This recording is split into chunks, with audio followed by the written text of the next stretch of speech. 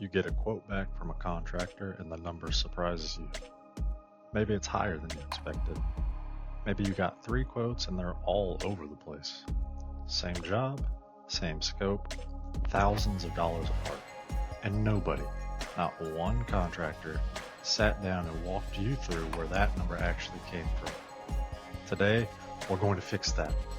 We're going to walk through how a contractor actually builds an estimate, what drives the variables, and, more importantly, why 2 quotes for the exact same job can be thousands of dollars apart.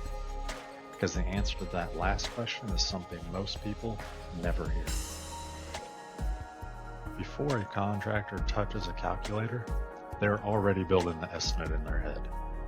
The moment they walk a job site, they're reading it. They're looking at access, how do crews and equipment get in and out. They're looking at the layout. Is this straightforward or does it have complications that add time? They're looking at the ground itself. Is it level, sloped, soft, rocky, compacted? Is there existing work that needs to come out first? All of that happens before a single measurement gets taken, and all of it affects the number. A job that looks identical on paper can cost significantly more or less depending entirely on what's waiting for the crew when they show up. A good estimator knows that. A cheap quote often comes from someone who didn't look closely enough. Site conditions are one of the biggest variables in any estimate and one of the least understood by customers. Terrain affects everything. A sloped site takes longer to work. Uneven ground requires more preparation, more material adjustment, more problem solving in the field. What takes a crew 4 hours on flat ground might take 6 or 7 hours on a grade. Access matters just as much. If equipment can't get close to the work area, crews are carrying materials by hand. If a job is in a tight space with limited room to maneuver, the pace slows down significantly. Then there's what's under the surface. Buried utilities, tree roots, rock, old concrete. None of it shows up in a photo. None of it shows up on a measuring tape, but all of it shows up in labor hours. Weather plays a role too. Outdoor work is weather dependent. Rain, extreme heat, frozen ground, high winds. A job that should take 2 days can stretch to 4. A contractor pricing jobs accounts for that. A contractor chasing low numbers often doesn't. The materials seem straightforward. You need a certain amount of something. You price it out. You add it to the total. But material decisions are more nuanced than most customers realize. Quality varies. 2 products that look identical on a spec sheet can perform completely differently over time. A contractor has to decide what standard they're building to, and that decision affects both the upfront cost and how long the work holds up. Waste factors in. No job uses exactly the calculated amount. There's cutting, fitting, breakage, contingency.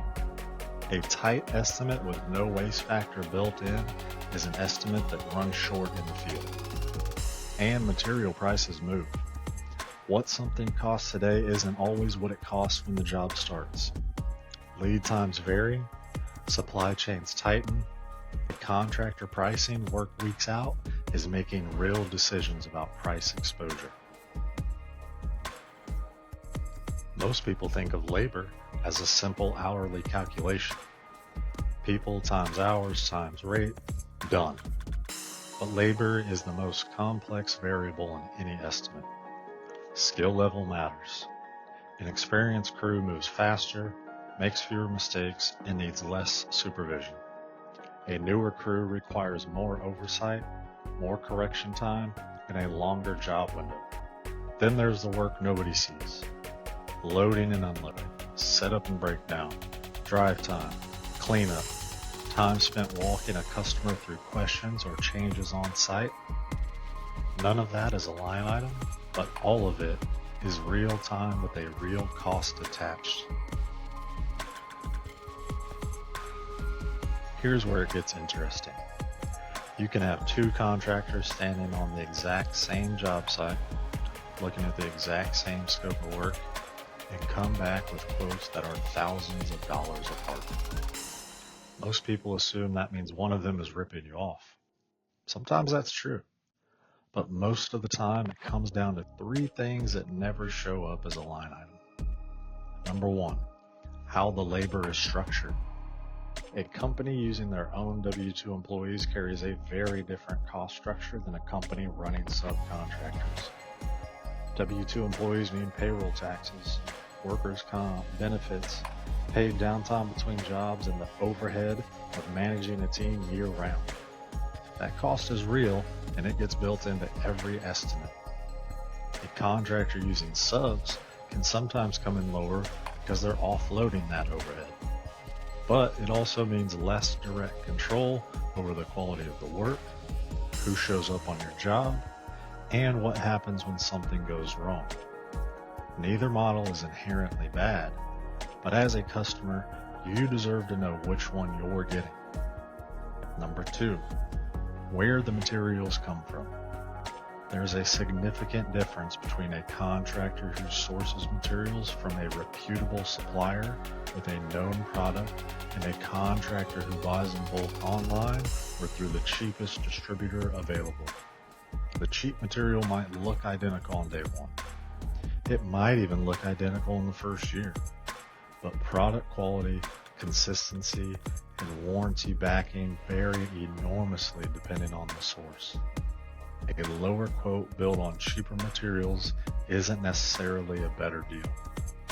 It might just be a problem that shows up 18 months after the contractor has already been paid.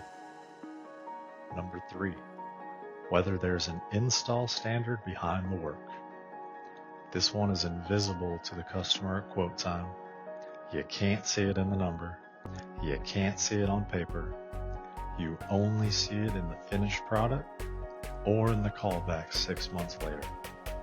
A contractor with a documented work standard defines steps, defines quality checkpoints, a process that every crew follows on every job, produces a consistent result. A contractor without one is relying entirely on whoever showed up that day to make the right calls. Cutting corners doesn't always mean doing less work. Sometimes it means skipping the steps that are invisible until they fail. Prep work that gets rushed, details that get overlooked, small decisions in the field that save 20 minutes and cost the customer 2 years down the road. The price difference between a thorough contractor and a corner cutting one might be 10 or 15%. The difference in outcome can be significantly more. If you're a customer getting quotes, ask the questions that don't have obvious answers. Or your crew's employees or subs. Where do your materials come from? What does your quality process look like on the job site? A contractor who can answer those questions directly is a contractor who has thought through the work. One who gets defensive or vague probably hasn't. If you're a contractor building estimates, the ability to explain your number and what's behind it is one of the most underrated sales skills in this industry. Most customers aren't trying to beat you down on price. They just don't understand what separates you from the guy who came in $500 cheaper. If you can explain it clearly and honestly, you'll close more jobs at better margins. The gap between a cheap quote and a thorough one usually isn't greed. It's infrastructure. It's standards. It's the difference between a business built to last and one built to get to the next job. Estimating isn't just math. It's reading a site, understanding the variables, making decisions about labor and materials and risk, and being able to stand behind the number you hand someone. Next video, we're going back inside the operation. We're talking about job costing, specifically how to actually know whether a job made money and why most small trades companies find out too late to do anything about it. Subscribe so you don't miss it. See you in the next video.